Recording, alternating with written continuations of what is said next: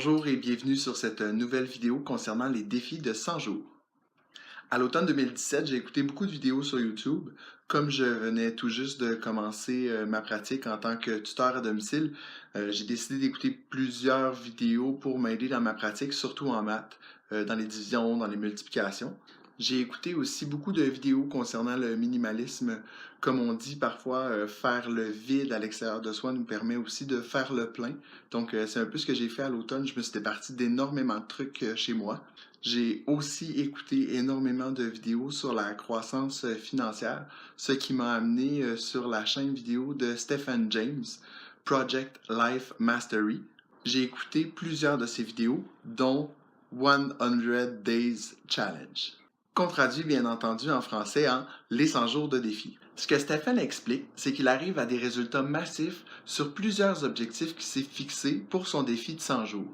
Habituellement, il fait son défi de 100 jours environ une fois par année, donc au début de l'année, mais j'ai même entendu dans la vidéo qu'il le faisait pour une deuxième fois. Cette pratique des 100 jours de défi vient d'un monsieur qui s'appelle Gary Ryan Blair, qui a lui aussi sa chaîne YouTube. Il explique que lorsqu'on se fixe un défi, on doit savoir qu'est-ce qu'on veut faire et pourquoi on veut l'accomplir. Trois aspects techniques des défis de 100 jours sont très intéressants. Tout d'abord, déclarer ses objectifs publiquement. Si on s'écarte du chemin, les autres autour de nous peuvent nous aider à reprendre le droit chemin. Aussi, c'est agréable une bonne tape dans le dos quand les gens s'aperçoivent qu'on progresse vers la réussite de nos projets.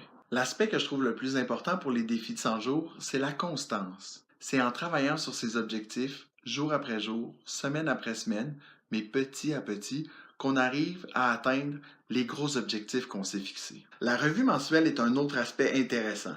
Un défi de 100 jours, c'est 3 mois et une semaine. Donc, à chaque mois, on peut s'arrêter pour voir où on en est rendu dans la progression de nos défis, de nos objectifs. Personnellement, je trouve que travailler sur mes défis à chaque jour, à chaque semaine, ça me permet de me choisir. Donc, je me trouve pas défaite, j'ai des objectifs à accomplir et c'est ça que je veux atteindre. Le 30 décembre, je m'étais fixé comme objectif de faire 101 jours de défi, étant donné que je voulais terminer le 10 mars. Comme je viens tout juste de vous le mentionner, le défi dure 3 mois. Puis moi, j'ai commencé mon défi le 30 décembre et j'ai terminé le 10 mars. Ça fait pas 3 mois. Donc, je m'étais fixé des objectifs pour 100 jours que j'ai réussi en 70. Puis, c'est vraiment pas pour me vanter, j'avais vraiment mal calculé. Je m'étais dépêché jusqu'au 10 mars pour terminer mes défis parce que je pensais que ça allait faire 101 jours. Pour mon défi de 70 jours, je m'étais fixé 7 défis.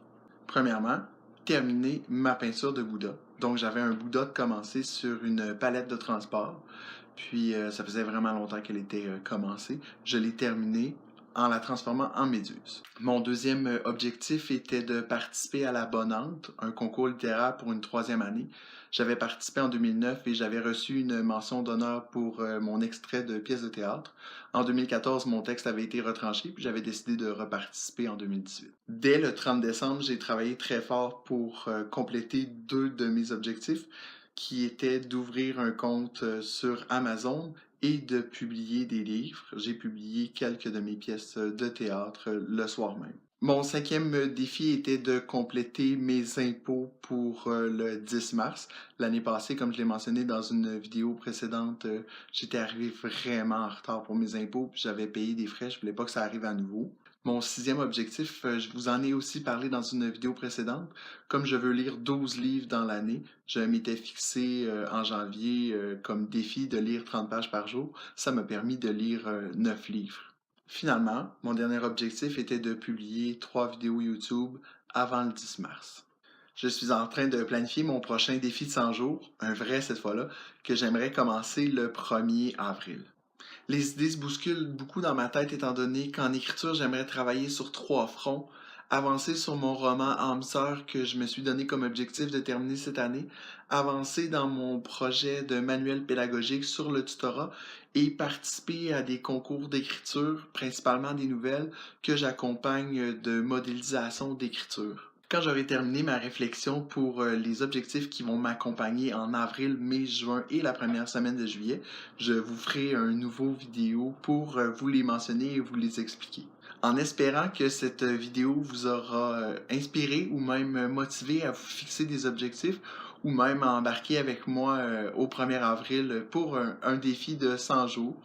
Si vous avez aimé la vidéo, likez, partagez. Au plaisir d'échanger avec vous. Au revoir.